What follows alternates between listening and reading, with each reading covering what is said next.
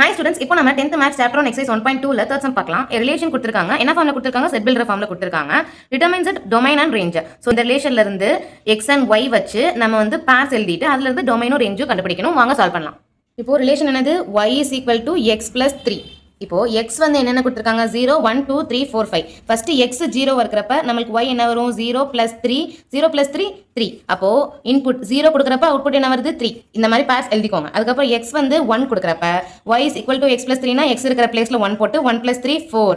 அப்போ 1, 4 1 input கொடுக்கறப்ப relation வச்சிட்டு output 4 வருது. அதுக்கு அப்புறம் x வந்து 2 போட்டா equal to x க்கு பதிலா 2 போட்டா 2 plus 3 5.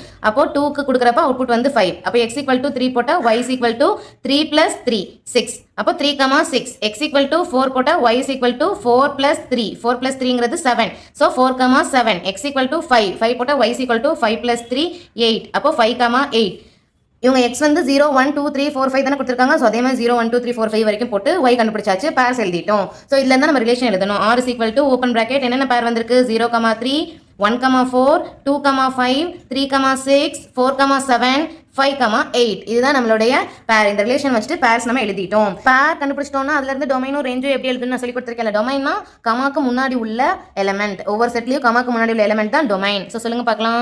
0, 1, 2, 3, 4, 5 இதான் டொமைன். ரேஞ்சுங்கிறது ஒவ்வொரு செட்ல இருக்கிற கமாக்கு அடுத்த உள்ள எலிமெண்ட். 3, 4, 5, 6, 7, 8 எப்பயுமே ரேஞ்சுங்கிறது நம்ம ஆன்சர், அதாவது அவுட்புட் வந்தது அதுதான் நம்மளுடைய ரேஞ்ச். டொமைன்னா அந்த அவுட்புட்டுக்கு இன்புட்டா கொடுத்தது தான் நம்மளுடைய டொமைன். ஓகேவா?